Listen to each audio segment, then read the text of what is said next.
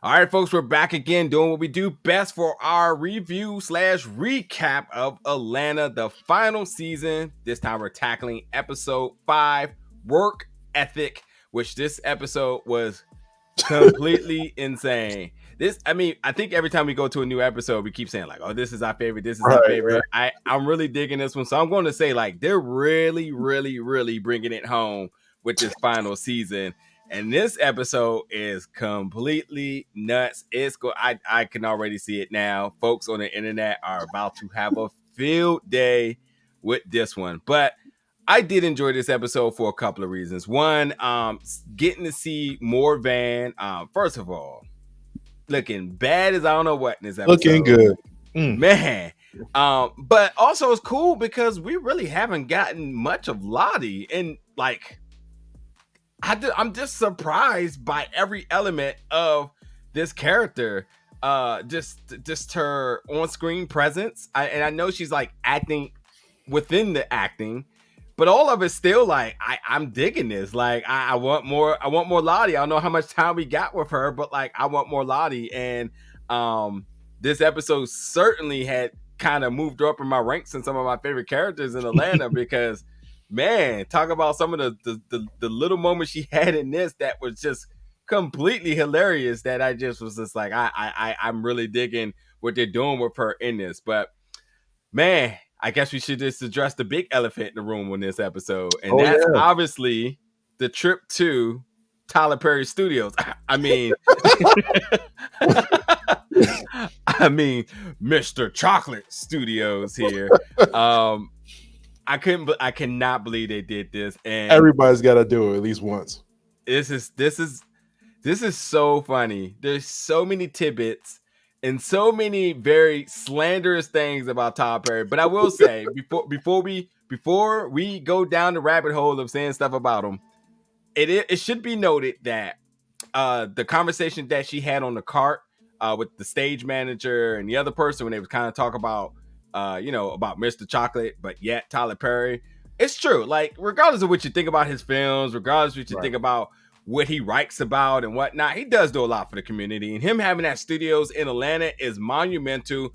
Absolutely has provided a lot of resources for filmmakers and all folks involved. So we can joke all we want, but like Tyler Perry is kind of goated, man. He's done a lot, and I'm not a big fan of his projects, but nonetheless, like my guy still does the damn thing, and that's just, the respect has to be thrown out there before we start joking about him. Like Tyler Perry is respected, not only just in the Black community, because that was a little bit of a thing too, but he's respected in the film community, and just all of just anybody who has a platform and any bit of celebrity and icon status. I mean, that's a household name. Like him or love him, everybody knows who he is. And you can go into theater, you can go into television, you can go into I said stage I should have said, and then in theaters, like wherever you go, and then beyond that, when you start talking about brands, Tyler Perry is a brand that you have to respect. I mean, granted, he's not Oprah money, but like he does a lot of Oprah-ish stuff. He makes change for the community,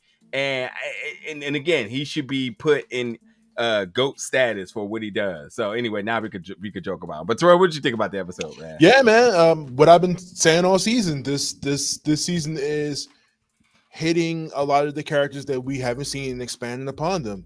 Last week it was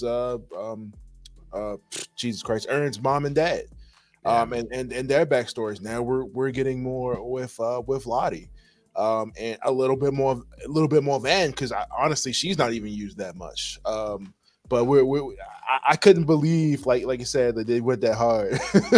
And this is legitly this whole episode is a conversation that we have in the Black community about this guy or Mr. Chocolate. You know what I mean? And real conversations that we have, like you said, hate him or love him. He is a big thing. He is a big deal. He is a big brand, and he is providing for Atlanta and community and giving young actors a chance. Even though it's terrible.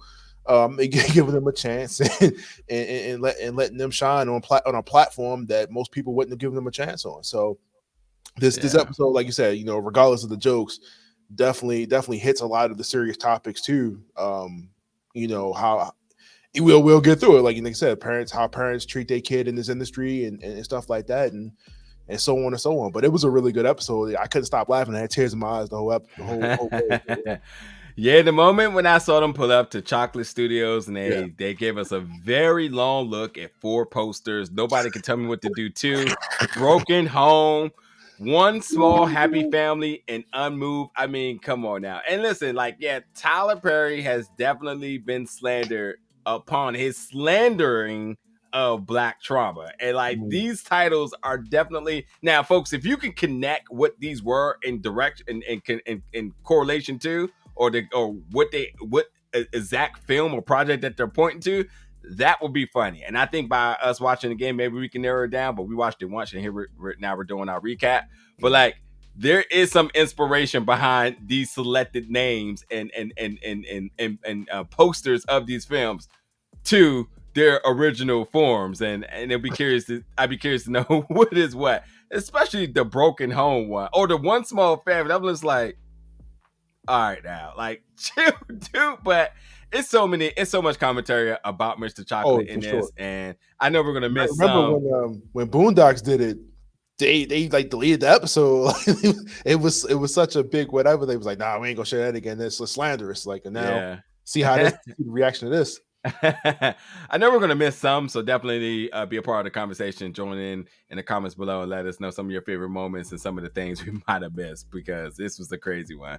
But anyway, getting to the gate, the security guard working here. Now, I thought this was funny because I for sure thought they was going to have this guy kind of like slacking on his job, not doing much. But my man was so thorough, way thorough than TSA.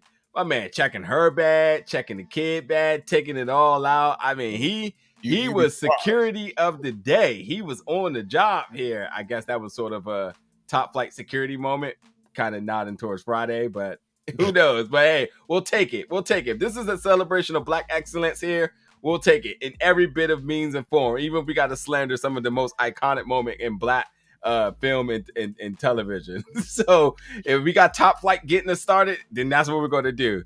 But anywho, your kids' bags too, man. Ain't no take no chances. Kids be carrying guns in here, bro. Not at all, not at all. Anyway, but we see Van get ready to get Lottie, well, her big shot with Lottie with her, because somebody told you, hey, maybe you can act, maybe you got something here. And she gets in there, and we got this guy who's just completely off the chain inside of the lobby. He's like, what's your name? He's like, Denise. It's like, Vanessa, we're ready for you. He's like, blew it up for her. But I don't even think my man, I mean, I still think my man was just so out of his zone. And he was kind of like, yeah, Denise, they're ready for you. Right. Either way, blew her cover early. And then as they walk through the hallways, we see more posters. Now, this time, these went too fast. So I didn't see them, but I did see some of the imagery. And I was like, oh, here we go. More slander of Mr. Chocolate. And we're just going to just leave Mr. Perry name out of this for a while. We're just going to go with Mr. Chocolate for a little bit. But Van having a good day, man. And that she should, because everybody going smack at Van. I mean, I was looking through the screen like, man, she bad. Like, I've been trying to try my hand too with it. Oh, man. But in this point of the episode, we just see Van just kind of sitting in the styling chair getting ready. I had no clue what was going to happen next.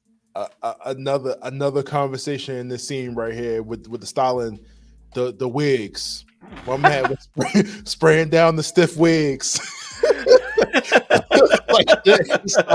I was just like, yo, if Mr. Chocolate is known for anything, it's the terrible wigs in any of his movies, yo. And they made sure to show the room full of those bad wigs. Oh my god. Oh my god. Yo, so spray starch that joint, yo. Oh my god. I was just like, oh my god. Oh my god. I mean, listen, they out for blood on this one. They didn't even try to be nice on this. So we get a little bit of a commercial break here, because I needed this, because I needed to get all those laughs out. But Terrell, what did you think when we came back, when we got to the sitcom set? First of all, I mean, it's scene for scene the exact same setup. You know what I mean? Again, not try to slide my man, but Mr. Chocolate, just seems to have a similar style. Yeah, man, that's exactly how those shows are filmed. Get to the set. I mean, low budget. You know, what I mean, like as I hear Mr. Chocolate films his shows, a whole series in a day. He fills a whole 24 episodes in a day. That's legit. Like, this is legit. What's going on? But yeah, man, they had it downbeat. Like I said, just from testimonies that I hear from actors that got out of the cult. It's the scene for scene. Oh my god, I can't stop laughing, dude. hey, bro. Real talk. My biggest takeaway was like, yo, what the hell is this scene even about? I don't even know. and that's the thing. They make it seem like he just throws a bunch of things in there, and hopefully you just grasp it by saying, "Oh, she black and she mad," or right. There seems to be some drama, and cool, just go with whatever, and that's kind of how it was, This is also the first scene they crack a joke at the whole post production, and it was just like, it don't matter. We'll fix it. They already overworked. They fixed something else. It's just like, all right, we'll fix it. We'll make it make sense. Like people that wasn't in the scene before, we gotta put them in there now. All right, man. Yeah, man. This dude, I almost died. I think I spit out my water like halfway. Oh my god! Only at Mr. Chocolate Studios can you put a whole child on the scene that wasn't there 2 seconds ago. Fix it in post. So listen, I just can't. Oh my God. Can't. So the moment we hear Mr. Chocolate's voice on the intercom, I said, "God damn it! I know that better not be Tyler Perry for real." I was hoping. I was dead, and I was like, "Oh, they're really going in now." Because now, even if it ain't him, this sure as hell sound like him. But I mean, this robotic presence from the rafters coming through the intercom, like, what did you say, young lady? Say it again. I like her. Put her in there. You're like, what? Listen. He said, no, that's my daughter. She can't act. Everyone can act.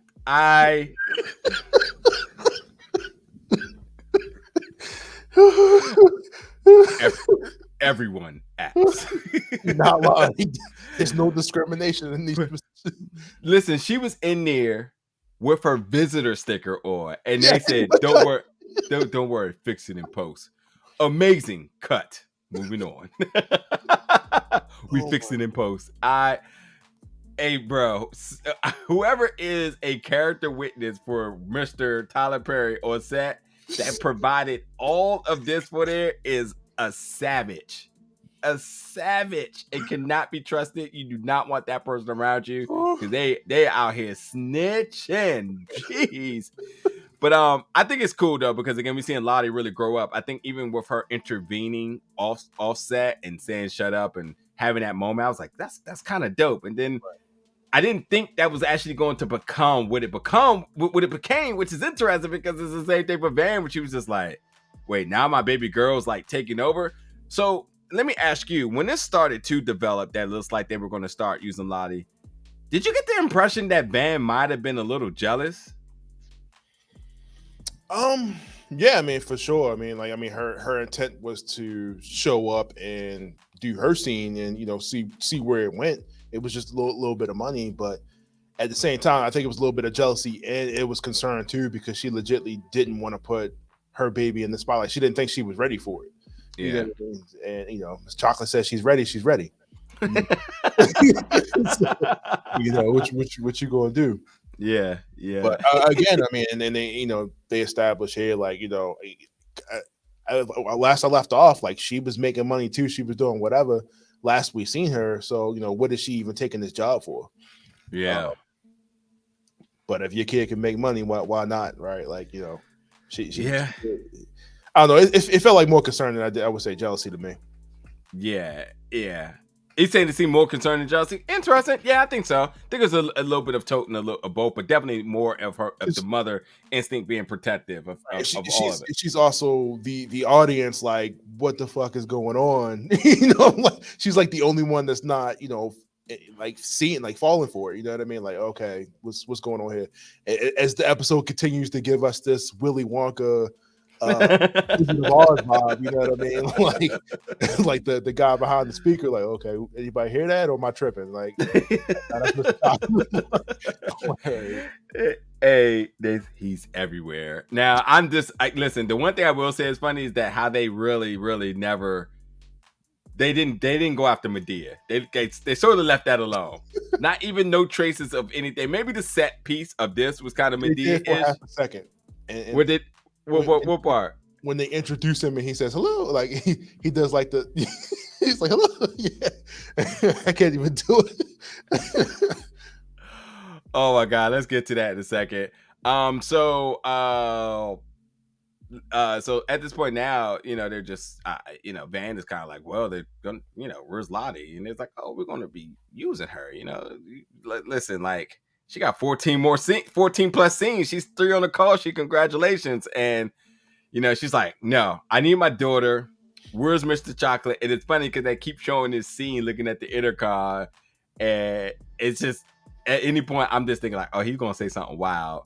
But they kind of left it very like more mysterious. It's more right. that omniness feeling of like something at any time could happen. So we'll see what happens. But as they said, Mr. Chocolate is the only person who knows what's going on. But at the same time, too, really quickly, Van did meet another guy. She met her little maintenance guy, who talk about he went to jail. Now he's doing the maintenance for the thing and whatnot. And he got out. He what? He's the light-skinned hero of the story. If you want to call it that. But he was like, oh, I'm out of jail now, and I'm into I think he said I'm into IT or something like that. But then he's like, I'm doing crypto mining. And I was like, wait, I know this ain't the new wave when people getting out of jail now. Like folks getting into crypto mining, like that's what you do when you trying to get back on your feet here. But I digress. Who knows? But so as she continues to look for Lottie, every time she tries to catch up with her, she's always a few steps ahead on another set and doing so. And when she brought up that, like, I don't want her doing, more scenes, I need to protect her, et cetera, et cetera, et cetera. He said, man, she's in this scene where a woman's eating a crack sandwich, and then he was like, yo, what about that one joint with the HIV drama? He's like, yeah, he wild, man. He just be doing anything. It's just too funny. And again, like I said earlier, crack sandwich took me out of it, yo. I was so dead. I was so dead. I was so dead. I was so dead. She said this crack sandwich is good. And they had the actual crack sandwich. Yeah. Episode. Oh my god. But like I said, on the ride on the cart, that's where they really started to provide like the positivity of what Tyler Perry does. Like they kept it real. And they all mentioned just because it's black, you gotta support it. No, you don't.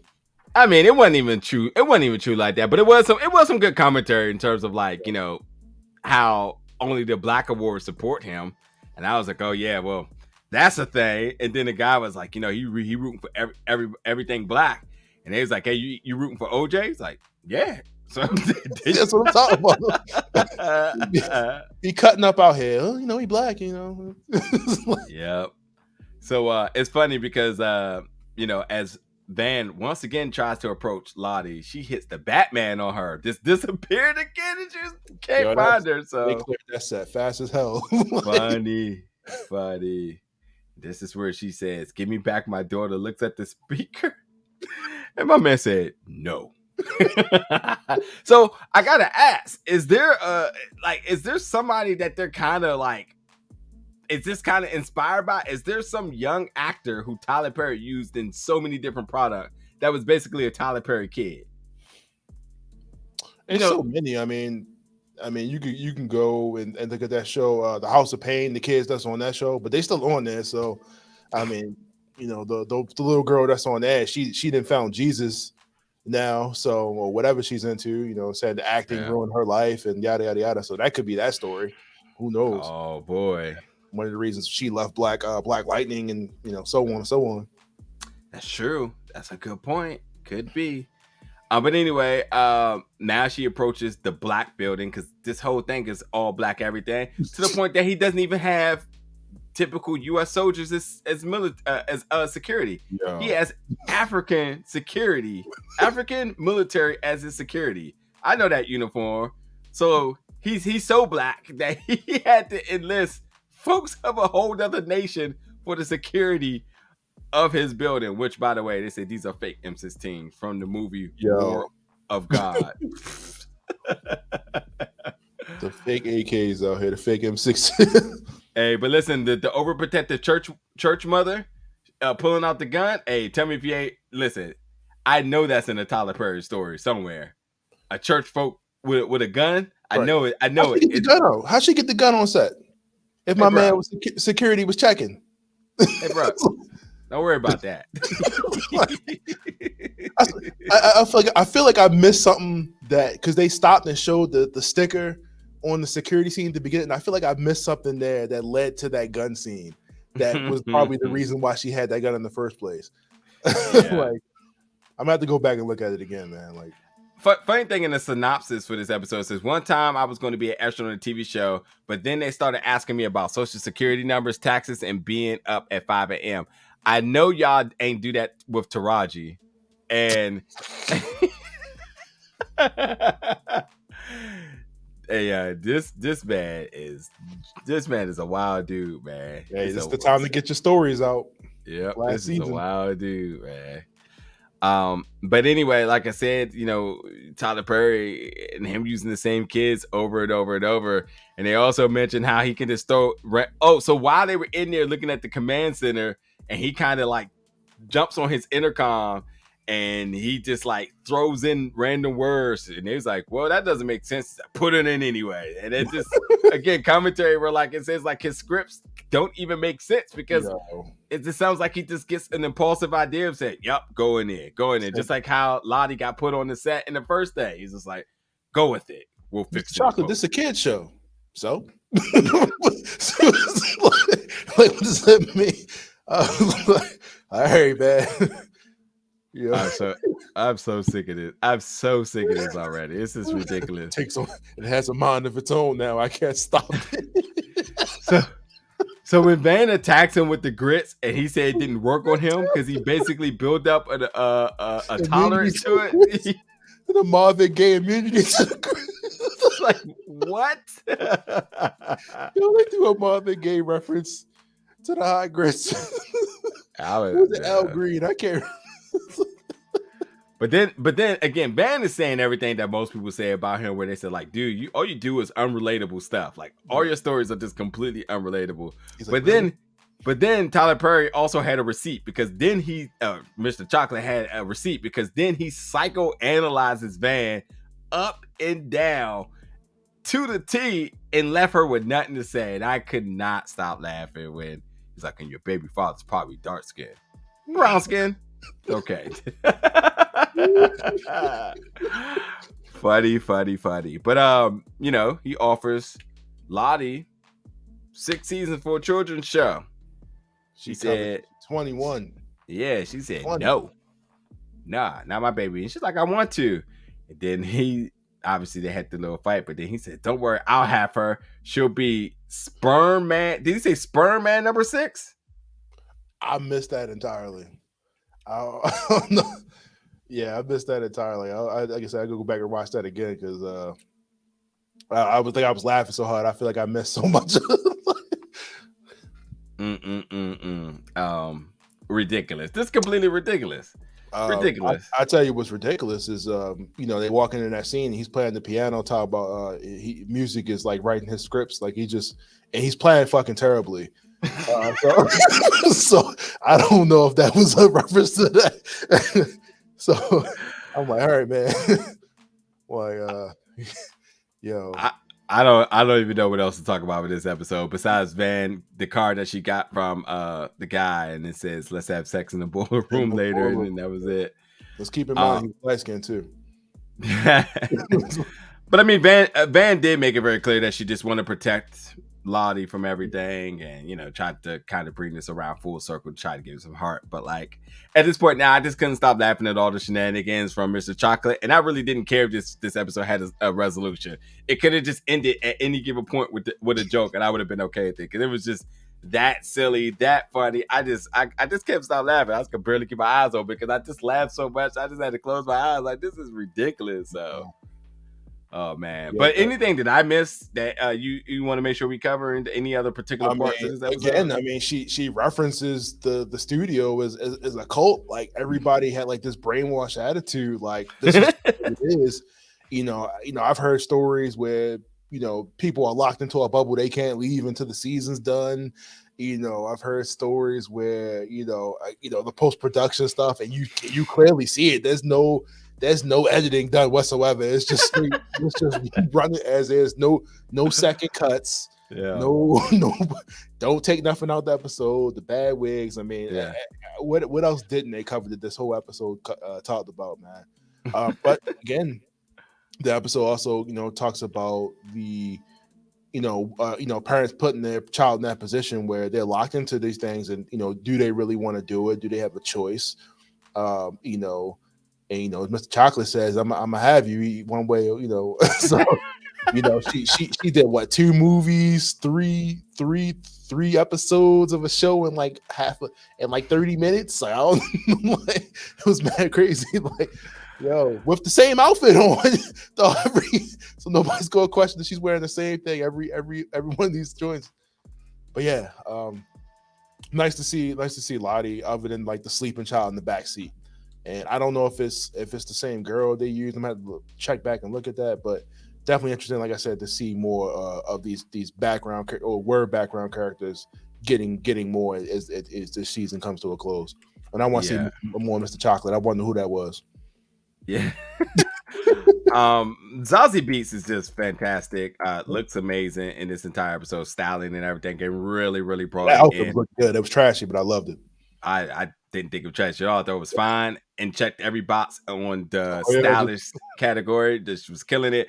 But also, I thought her performance this episode was really solid. And and I'm not familiar with the young lady who plays Lottie, but like it still is a certain level of sort of working together with the two of them. And I thought like they worked really well together to like really make this episode work. And I want more. I don't know how much more we get, but man, if I can have one more of these episodes with the two of them just having a day out, man, sign me up. Sign me up. This was a fun episode, folks. I love it. Every week I've been like, man, this is my new favorite. This is my new favorite. Yeah. Now between 3 and this one at this point, like this one's gonna be hard to beat, man. Yeah. And notice she went home with the wig on. I know.